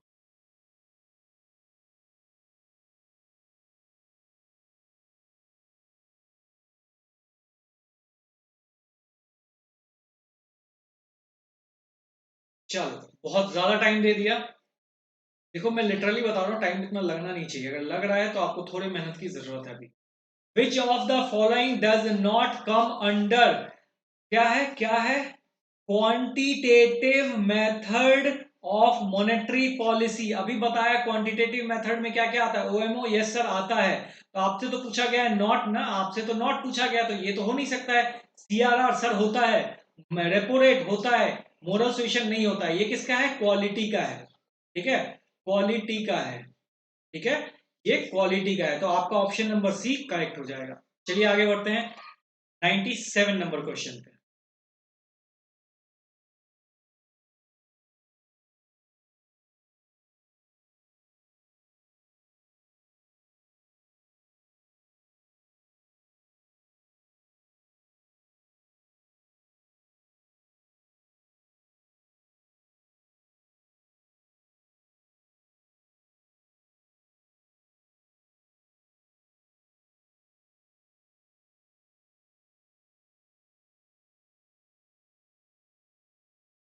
चलिए, बहुत टाइम ले लिया, टाइम्स अप।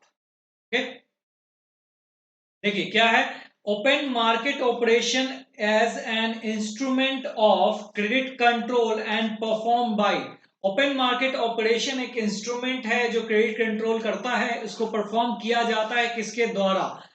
तो पहले मैं आपको कंसेप्ट समझाता हूं। ओएमओ होता क्या है? Open market operation. यहां पे फिनेंशियल इंस्टीट्यूशन, बैंक्स को बुलाया जाता है, यहां पे गवर्नमेंट सिक्योरिटीज को सेल किया जाता है। ठीक है, यहां पे सेल और परचेज किया जाता है गवर्नमेंट सिक्योरिटीज को। ठीक है, लेकिन बेचा गवर्नमेंट सिक्योरिटी को जाता है, लेकिन बेचता कौन है? बेचता आरबीआई है। सेल परचेज यानी आरबीआई क्या है? गवर्नमेंट का एजेंट ऐसे ही नहीं कहलाता है। ठीक है, इधर आपको दिख नहीं रहा होगा ना, थोड़ा सा हट जाता हूं, देखिए इसको एजेंट इसी के लिए बोलते हैं, क्यों? क्योंकि RBI on the behalf of government, RBI जो है गवर्नमेंट के बिहाफ पे क्या करता है? सेल और परचेज करता है ओएमओ में। यानी यहां पे क्रेडिट कंट्रोल किसके द्वारा परफॉर्म किया जाता है? Central bank of the country. ठीक है, सेंट्रल बैंक इसके द्वारा परफॉर्म किया जाता है। सेंट्रल बैंक कौन है? आरबीआई। आरबीआई ओएमओ में सेल परचेज करता है, लेकिन करता क्या है सेल परचेज? गवर्नमेंट सिक्योरिटीज को करता है, जो कि गवर्नमेंट का है। यानी एजेंट कौन होते हैं? सामान है गवर्नमेंट का, बेच कौन रहा है? आरबीआई। तो यही एजेंट हो गया ना। ठीक है, चलिए 98 नंबर क्वेश्चन पे जल्दी जल्दी करते चलेंगे।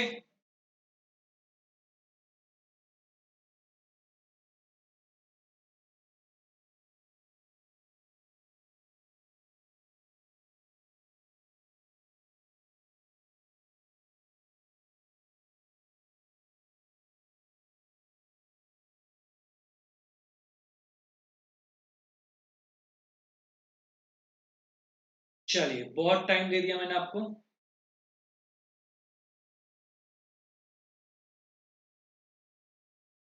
मार्जिनल रिक्वायरमेंट होता क्या है? मैंने पहले भी आपको समझाया। मार्जिनल रिक्वायरमेंट होता है जैसे आप 1 करोड़ की प्रॉपर्टी का पेपर मॉर्टगेज करवाते हो, तो क्या 1 करोड़ का लोन मिल जाएगा क्या आपको? नहीं, आपको सिर्फ 80 लाख का लोन मिलेगा। आपने भी सुना होगा मूवी में, या फिर पापा से सुना होगा कि जितने की प्रॉपर्टी होती है उतना का लोन नहीं होता है। आप कार खरीदने जाओ 10 लाख का, तो क्या कार का 10 लाख का लोन मिल जाएगा क्या? नहीं मिलेगा, आपको सिर्फ 8 लाख का लोन मिलेगा। तो ये जो गैप है 2 लाख का, ये कौन तय करता है? ये भी आरबीआई है, आरबीआई ही तय करता है। इसी को बोलते हैं मार्जिनल रिक्वायरमेंट। कितना मार्जिन रखना है, यानी 1 करोड़ की प्रॉपर्टी में 80 लाख लोन देना है, या 1 करोड़ में 70 लाख लोन देना है। तो ये जो मार्जिन 20 और 30 का है, इसको कौन तय करता है? इसी को बोलते हैं मार्जिनल रिक्वायरमेंट, इसको आरबीआई तय करता है। अगर ये मार्जिन बढ़ा दिया जाए, अगर बोलता है मार्जिन को इंक्रीज कर दिया जाए, तो क्या हो जाएगा? क्या हो जाएगा इससे? हमारा मनी सप्लाई डिक्रीज कर जाएगा। ठीक है, जैसे अगर आपको मैं बोलूंगा बेटा ऐसा है, आपके पापा मतलब बोलना कि अगर आपको अगर 1 करोड़ की प्रॉपर्टी का कागज है और उस पर सिर्फ और सिर्फ 1 करोड़ में 90 लाख लोन मिल रहा है, तो पापा बोलेंगे हाँ दिलवा दे बेटा, जल्दी दिलवा दे। लेकिन अगर मैं ये मार्जिन को बढ़ा दूं, जो 10 लाख का मार्जिन है, मैं इसको कर दूं 1 करोड़ में सिर्फ 60 लाख का लोन दूं, अगर इस मार्जिन को 10 से 40 कर दूं मैं, तो क्या पापा बोलेंगे नहीं बेटा मुझे लोन नहीं चाहिए, रखो अपना अपना 60 लाख भी अपने पास रखो, मैं अपना 1 करोड़ अपने पास रखता हूं, मुझे लोन चाहिए नहीं? तो इसको बढ़ाने से क्या हो गया? लोग लोन लेना कम कर दिए, यानी इकोनॉमी में पैसा जाना बंद हो गया। ठीक है, ये जो रेशियो था इसको बढ़ाने से क्या हो गया? लोग लोन लेना कम कर देंगे। ये मार्जिन को बढ़ाने से क्या होगा? लोन लेना कम हो जाएगा, जिसकी वजह से क्रेडिट जो है वो डिक्रीज कर जाएगा। क्या ये बात आपको समझ में आई? नहीं समझ में आई है तो आप जाओ, मैंने पूरे वीके बुक को पढ़ा रखा है, चैप्टर को डिटेल में, किसके बढ़ने से क्या होता है क्या नहीं होता है, आप वहां जाओ समझ जाओगे चीजों को। ठीक है, चलिए आगे बढ़ते हैं। ये रहा 99 नंबर क्वेश्चन और ये रहा टाइमर।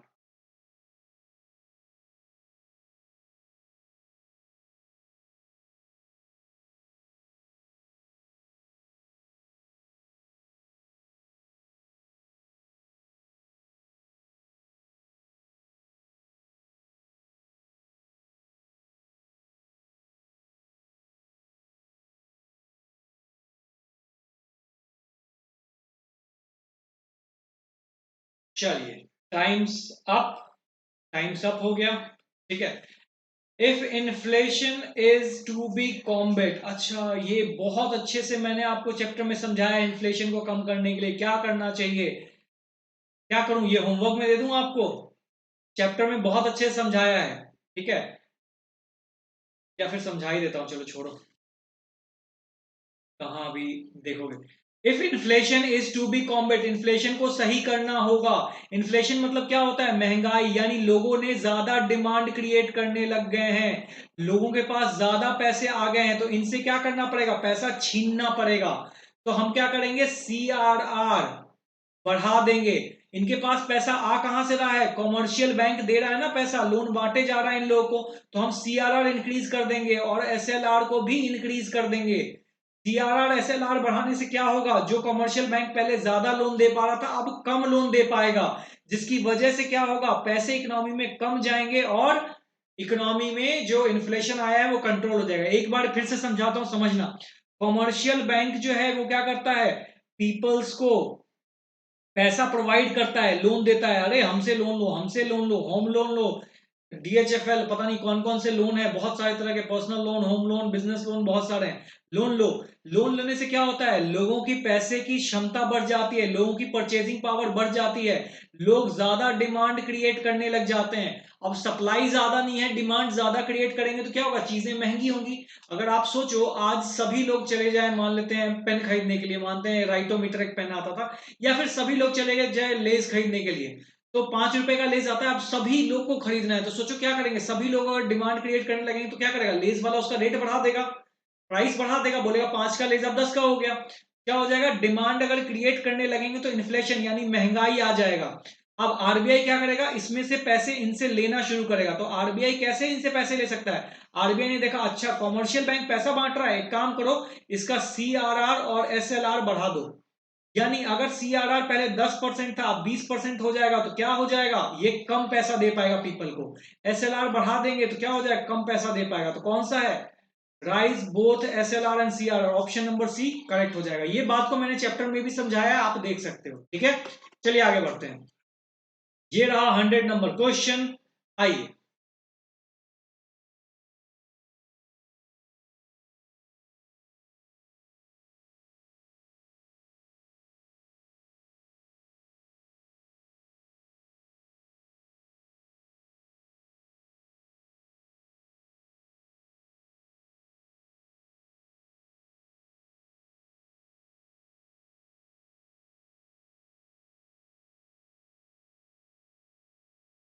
चलिए, अब इसको मैं बहुत डिटेल में नहीं समझाऊंगा अभी, क्योंकि मैंने हर क्वेश्चन को अगर समझाने लगा तो बहुत टाइम लग जाएगा, फिर आप बोलोगे सर कितना लंबा वीडियो हो गया। If recession is to be combat, अगर रिसेशन यानी मंदी, लोगों के पास पैसे कम है ही नहीं पैसे, जैसे कोविड का सिचुएशन था ना, लोगों के पास पैसे ही नहीं बचे थे, तो इसमें क्या करेगा, RBI इन लोगों को पैसे प्रोवाइड करवाता है। तो कौन सा ऑप्शन है, bank rate indeed to be lower, bank rate को लो करना चाहिए, बिल्कुल करना चाहिए, ठीक है, बिल्कुल करना चाहिए। कैसे बेटा आप समझ लेना, आप उसको चैप्टर में मैंने डिटेल में समझा रखा है, बार बार ही समझाऊंगा एक चीज को तो थोड़ा टाइम ले जाएगा, ठीक है। लेकिन ध्यान दीजिएगा, बैंक रेट को कम करना चाहिए, हाँ बिल्कुल करना चाहिए, ठीक है। बैंक रेट कम करेंगे तो कमर्शियल बैंक ज्यादा हमसे पैसा लेगा और ज्यादा इकोनॉमी में चढ़ाएगा, ठीक है। शॉर्ट में CRR need to be lower, CRR lower होना चाहिए। अभी जब इन्फ्लेशन था तो हमने CRR को बढ़ाया था, रिसेशन आ गया तो CRR को कम करेंगे, बिल्कुल करेंगे। Repo rate need to be lower and CRR, repo rate need to be lower, CRR raise करोगे तो कैसे होगा बेटा, CRR रेज करोगे तो कैसे होगा, नहीं होगा ना, वो तो इन्फ्लेशन ठीक करने के लिए था। देखो कैसे क्या ठीक होता है ना, डिटेल में समझाया, बस समझ लो आप जाकर के, तो आपका ऑप्शन नंबर C सही हो जाएगा, ठीक है। ऑप्शन नंबर C करेक्ट है, A और B, ठीक है। चलिए 101 नंबर क्वेश्चन पे चलते हैं, और ये है हमारे सेशन का लास्ट क्वेश्चन। तो चलिए इस क्वेश्चन को करते नहीं है, इस क्वेश्चन को देता हूं मैं आपको होमवर्क में, बहुत ही इजी क्वेश्चन है, रिवर्स रेपो रेट से पूछा गया है, यानी RRR, रिवर्स रेपो रेट। ये क्वेश्चन है आपके होमवर्क में, आपको कमेंट बॉक्स में इसका आंसर देना है। आप मुझे कमेंट बॉक्स में आंसर बताओगे, फिर मैं बताऊंगा ये सही है या गलत है, ठीक है। चलिए, thank you very much, thank you very much, आप मेरे साथ सेशन में बने रहें। आपने 101 बेस्ट मोस्ट एक्सपेक्टेड पेपर किया है, पहली बार पेपर में एमसीक्यू के बेस पे होने वाला है, तो मेरे को जितना अच्छे अच्छे क्वेश्चन लगते थे, एक पैटर्न के, अलग अलग पैटर्न के जितने भी पैटर्न हो सकते हैं सभी के क्वेश्चन मैंने इसमें डाल दिया है। आप सबसे बस इतना रिक्वेस्ट है कि पहले आप कंसेप्ट वीडियो को देखो, जो मनी और बैंकिंग का कंसेप्ट वीडियो है, ठीक है, जो मनी और बैंकिंग का कंसेप्ट वीडियो है उसको देखो, देन आप इसको क्या करो, एमसीक्यू को लगाओ, बहुत अच्छा रिजल्ट आपको देखने को मिलेगा। ठीक है, चलिए, बाकी आपको क्लास का पीडीएफ चाहिए तो आप नॉलेज नेशन, यहां लिखा है नॉलेज नेशन, ये हमारा टेलीग्राम चैनल है, इसी से हम टेलीग्राम पे भी हैं। ठीक है, नया टेलीग्राम चैनल बनाया है मैंने आप लोगों के लिए, एक टेलीग्राम चैनल जिसमें पेड बच्चे हैं, ये वाला चैनल सिर्फ और सिर्फ आपके लिए बनाया है। ठीक है, यानी कि यूट्यूब के लिए ही ये टेलीग्राम चैनल बनाया है, बिल्कुल नया चैनल है, आपको इस लोगों के साथ, नॉलेज नेशन के साथ दिख जाएगा। इंस्टा पे आप मुझे कनेक्ट कर सकते हो, इंस्टा पे कनेक्ट कर सकते हो। इंस्टा पे कनेक्ट करना इसलिए जरूरी है क्योंकि आगे जो मैं आपके लिए सरप्राइज लेके आ रहा हूं उसके लिए इंस्टा बहुत बड़ा रोल प्ले करेगा आपके साथ। ठीक है, एफबी पे भी आप मुझे कनेक्ट कर सकते हो, तो बेसिकली आप मुझे सोशल प्लेटफॉर्म पे फॉलो कर सकते हो। थैंक यू वेरी मच, अच्छे से पढ़िए, अगले चैप्टर का वेट कीजिए, अभी अगला चैप्टर भी गवर्नमेंट बजट है, उसका पहले कंसेप्ट आएगा, देन उसके बाद उसका एमसीक्यू आएगा। Thank you very much.